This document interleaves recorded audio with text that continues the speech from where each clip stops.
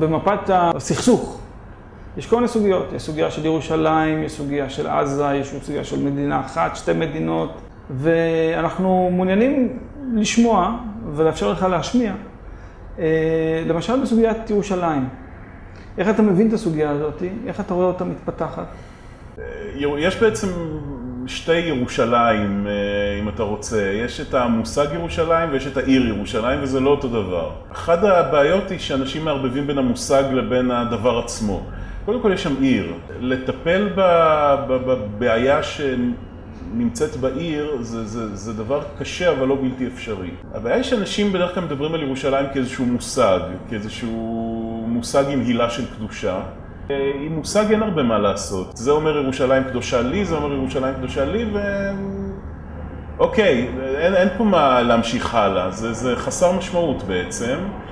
המשמעות היחידה בעצם של המושג ירושלים עם כל הקדושה שנתלית בו, זה שמדובר במין ג'וקר כזה שהם שולפים אותו כל פעם כשרוצים לעצור את השיחות בין הצדדים. מישהו צועק ירושלים וכולם יורדים למקלטים פחות או יותר, ככה זה עובד.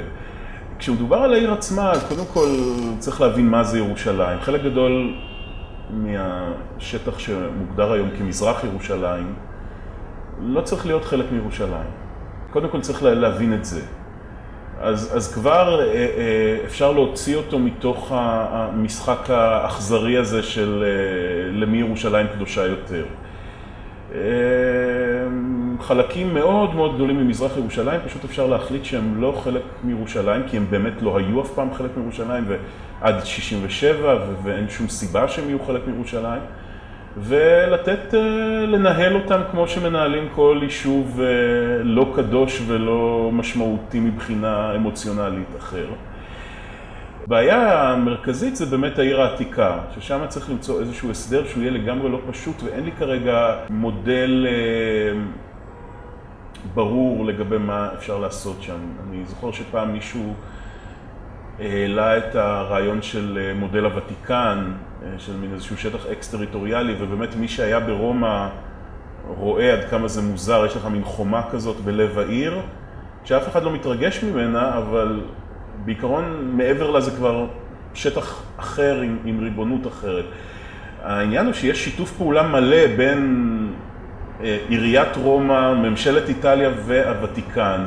הם בעצם שייכים לאותה תרבות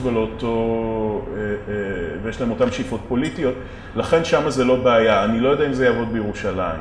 זאת אומרת, אתה רואה שיכול להיות, נגיד, אם אנחנו חושבים לפתרון כזה, אתה רואה איזשהו פוטנציאל של מתיחות. זאת אומרת, זה עדיין יהיה כלי פוליטי? כן, קודם כל אני רוצה להגביל את הבעיה לשטח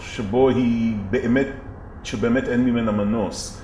לדעתי כל מקום מחוץ לעיר העתיקה אפשר יחסית בקלות לחלק אותו לבעלי העניין. לשלנו ושלהם. כן, כן, אין מה לעשות, זה המצב. יש שלנו ויש שלהם וצריך להחליט מה שלנו, מה שלהם, וכל מקום שמחוץ לעיר העתיקה יחסית קל לעשות את זה.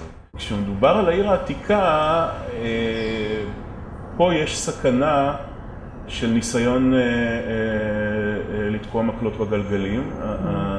ממה שקראתי על קפריסין למשל, שם זה היה ברמה הלאומית, לא רק ברמה של עיר, אלא ברמה של המדינה, זה בדיוק מה שקרה. זאת אומרת, כל צד הייתה חוקה מאוד יפה שהסדירה את כל העניינים בצורה מאוד יפה, אבל כל צד ניסה לתקוע מקלות בגלגלים, לנצל סעיף זה או אחר בחוקה לטובתו, בצורה כזאת שתנטרל את הצד השני, ובסופו של דבר העסק יתפוצץ. יש סכנה כזאת לגבי כל הסדר שימצא לעיר העתיקה בירושלים. ויחד עם זה, אני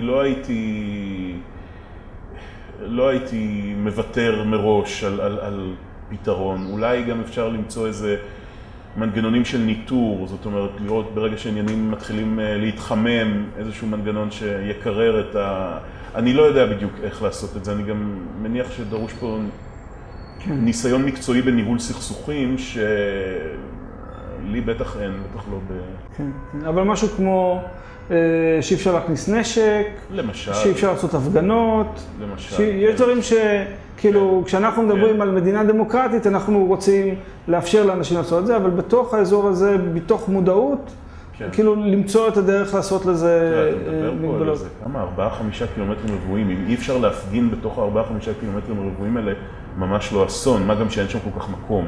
כן. זה מקום שבנוי די בצפיפות, עם הרבה מאוד מקומות קדושים שלהם. ממילא הגישה מוגבלת, אז...